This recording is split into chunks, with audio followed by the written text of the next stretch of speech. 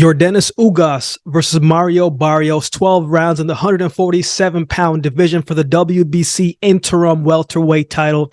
This is a nice matchup right here. Very nice matchup on the Alvarez and Charlo card. Let's start with the former WBA champion, man, Yordenis Ugas, the Olympian. 27 wins, 5 losses, 12 wins by way of knockout. Ugas has done well for himself, man. And if you dig into his backstory, you hear some of the stuff that he had to overcome to get to this point. I mean, I was reading an article not too long ago where he was talking about he was jailed 6 times trying to defect from Cuba.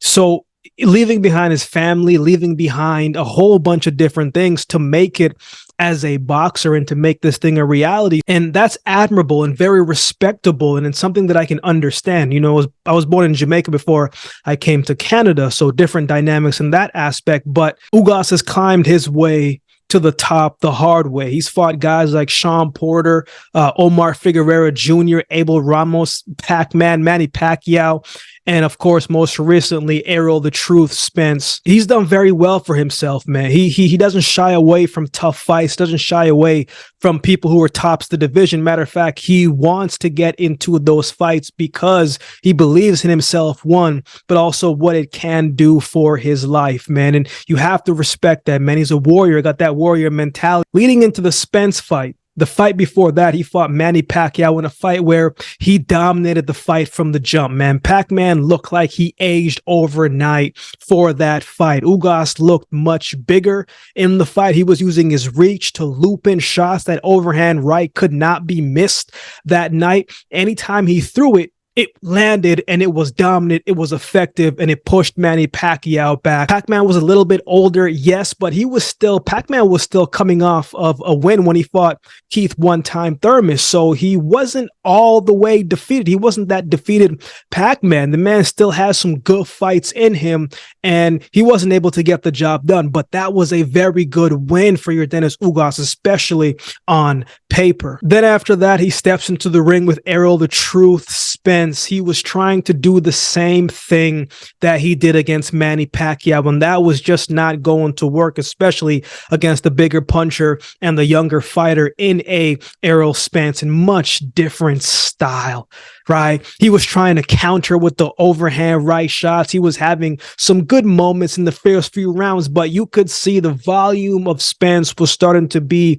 too much. He was going to make things interesting. It wasn't too much at the beginning, but you could start to see how it was going to break down Ugas if he didn't make some adjustments, and he did not make any adjustments that fight. He tried to fight fire with fire and didn't have an answer for the fire nor the volume. Ugas, who has a nice, tight, high guard, man, it was up, but he wasn't moving his head off the line. He wasn't using his feet enough to return fire, man, and to just get out of the way and give some different angles and create a different way how to get off the attack. The other thing, too, that I thought Ugas let his hands go too far in between. It wasn't consistent. He got outworked that fight. He was landing those looping shots in moments, in spurts, but it wasn't enough volume to keep Spence off of him, and Ugas didn't have the power to keep Spence off of him as well. Ugas caught Spence with some good shots, including the one that Spence spit out his mouth guard, and he was looking forward, and he got caught with some nice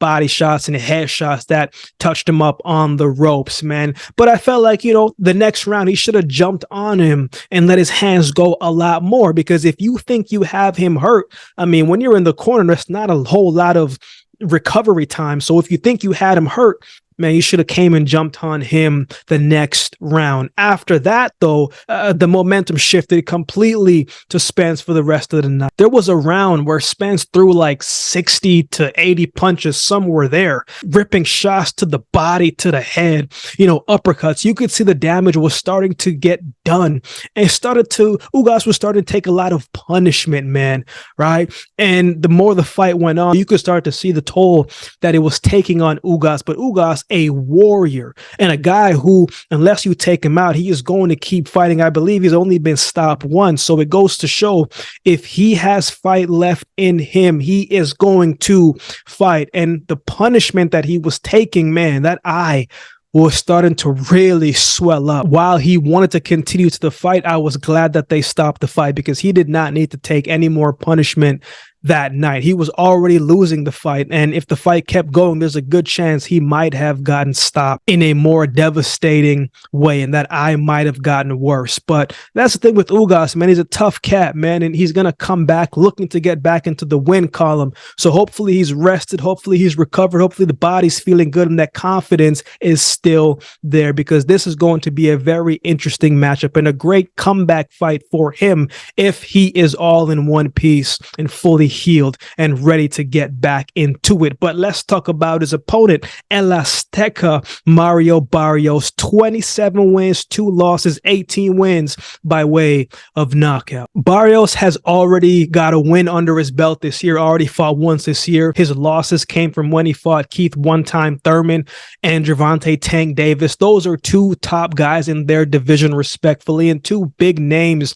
in the sport as well. And obviously you always want to win every single fight that you get into, but if you do lose a fight, you want to lose fighting the best. So those 2 fights that he lost, not going to really hurt you too much because of who you lost to. I've heard a lot of people talk negatively about Barrios, but man, I really like Barrios, man. I think he does a lot of good things inside of the ring. I think he's solid. Ugas isn't as fast, nor as quick, nor has the athleticism like a Keith One-Time Thurman, and Ugas isn't as big as a puncher as Gervonta Tank Davis. So I think it's going to be a nice, evenly match up for him in this fight. But let's go back to his last fight, man. Man, he looked sharp against Santiago, man. He looked great, strong, fast, powerful, aggressive, calculated, pressure, nice mix of attacks. But most importantly, he looked determined. There was some resistance from Santiago at the beginnings. Look, Santiago's always going to come to fight, man. He's tough. He's game. He's going to put his best foot forward and try to give a great performance. But after the 4th, 5th round, going into those middle rounds, man, Barrios was in complete control. Thought his jab looked nice and snappy, man. The combination to the head, to the body work looked good. And his eyes looked like he was more locked in and dialed in more than ever, man. I like him at 147. I think this is a good weight for him, and a division where it's 147 is stacked.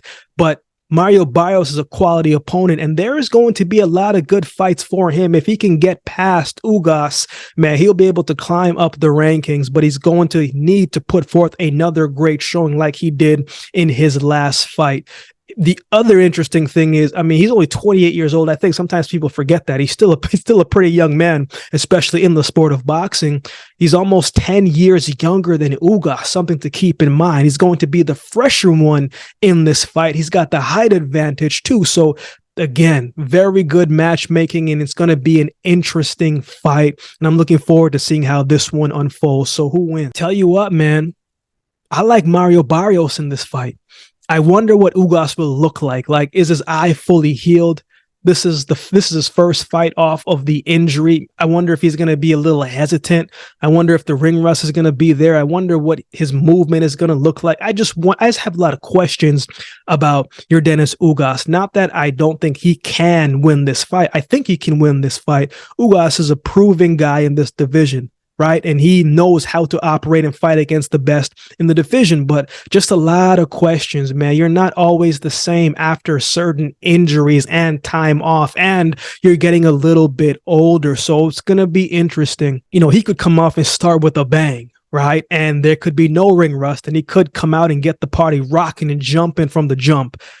But I don't think that will be the case. I think Barrios is going to bring pressure, and if he brings that pressure and looks as good as he did in his last fight, I think there's going to be a good chance that his hand is going to come out raised in this fight. I like Mario Barrios by decision. What are your thoughts on this fight? Who do you have winning this one? Let me know in the comment section below.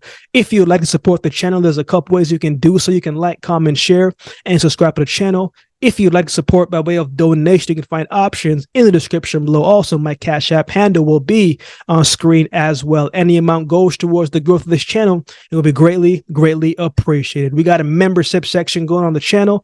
Don't always get to do all the suggested videos you guys suggest in the comment section below. But if you become a member, those suggested videos rise to the top, and I will do my best to get those done for you. Or if you'd like to become a member, just support the channel, that would be greatly, greatly appreciated as well. Shout out to everybody that continues to like, comment, share, and subscribe to the channel. I appreciate each of you. So with all that being said, if you've been watching the video this long, do me a favor and subscribe to the channel, and we'll definitely see you next time.